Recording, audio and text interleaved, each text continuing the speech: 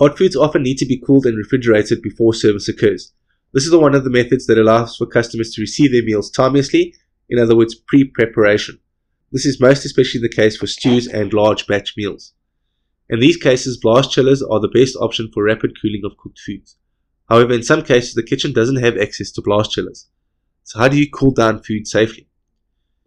As discussed in previous lectures, food should never be kept in the danger zone.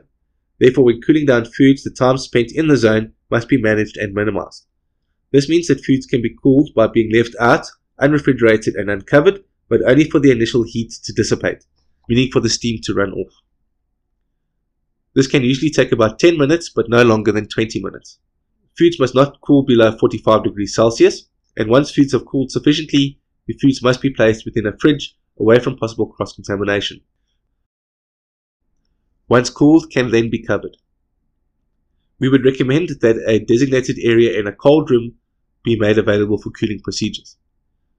Foods from a hot buffet must be in a fridge within 30 minutes of the close of the buffet, in which case a slightly cooler temperature is allowed. As you can see, blast chillers eliminate all stress around cooling foods, however the process can be managed once protocol has been set up. The defrosting of foods is also a misunderstood procedure that can also be avoided by pre-planning meals and menus.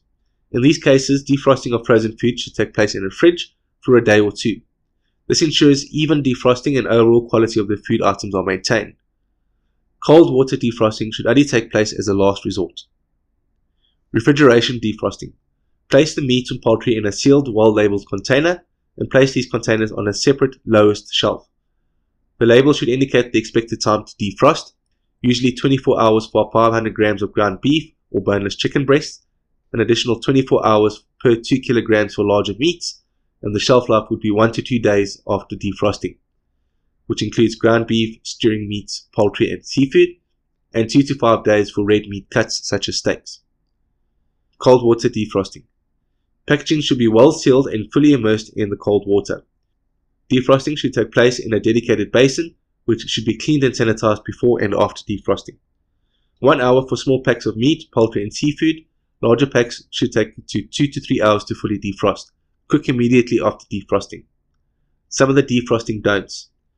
Defrosting food should not rise above 5 degrees Celsius and don't leave foods out at ambient temperature to defrost overnight.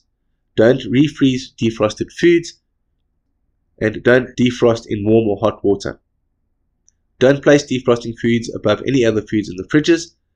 Defrosting foods in hot water does not evenly defrost foods throughout, and often only the surface of the food is no longer frozen. This creates differences in temperatures which create an ideal environment for bacteria to survive. Allowing the entire product to defrost evenly prevents the above concerns, and will also ensure that the quality is maintained. Not cooking foods to a safe temperature and then leaving food out after cooking at an ambient temperature are some of the main causes of food poisoning. Safe handling of leftovers is critical in reducing this risk. Bacteria grow rapidly between 20 and 45 degrees Celsius. After food is safely cooked, hot food should be kept above 60 degrees Celsius or warmer to prevent bacterial growth. Within 2 hours of cooking food or after it has been removed from an appliance, keeping it warm, leftovers must be refrigerated after an initial cool down period up to a minimum of 45 degrees Celsius. There is always a risk of food being left out, and you should consider throwing away all perishable foods that have been left out at room temperature for more than 2 hours. Cover or wrap leftovers in airtight packaging or store them in sealable containers. This practice will help keep bacteria out, retain moisture, and prevent leftovers from picking up odors from the other foods in your refrigerator. Immediately refrigerate or freeze the wrapped leftovers for rapid cooling.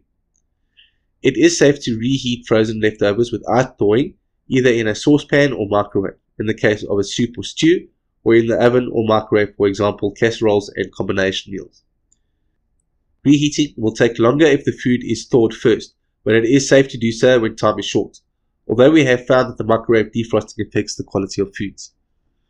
When reheating leftovers, be sure to reach 75 degrees Celsius as measured with a food thermometer. Reheat sauces, soups and gravies by bringing them to a rolling boil. Cover leftovers to reheat. This retains moisture and ensures that food will reheat all the way through. When reheating in a microwave, cover and rotate the food for even heating. Arrange food items evenly in a covered food microwave glass or ceramic dish and add some liquid if needed. Be sure that the covering is microwave safe and vent the lid or wrap to let the steam escape. The moist heat that is created will help destroy harmful bacteria and will ensure uniform cooking. Microwaves have cold spots, so be sure to check the temperature of the food in several places with a food thermometer, and allow a resting time before checking the internal temperature of the food with a food thermometer. Cooking continues for a longer time in dense foods such as whole chicken or roast that is less dense, like foods like breads, small vegetables and fruits. Sometimes there are leftovers. It is safe to refreeze any foods remaining after reheating previously frozen leftovers to a safe temperature of 75 degrees Celsius. But this is really the limit. Don't do a triple leftover situation. Your second leftover assumes that you followed all the correct temperature procedures. Remember that bacteria that are heat stable, such as Staphylococcus aureus, that release a toxin through heating, can make you sick. If a large container of leftovers was frozen and only a portion of it is needed, it is safe to thaw the leftovers in the refrigerator and remove the needed portion and refreeze the remainder of the thawed leftovers without reheating it.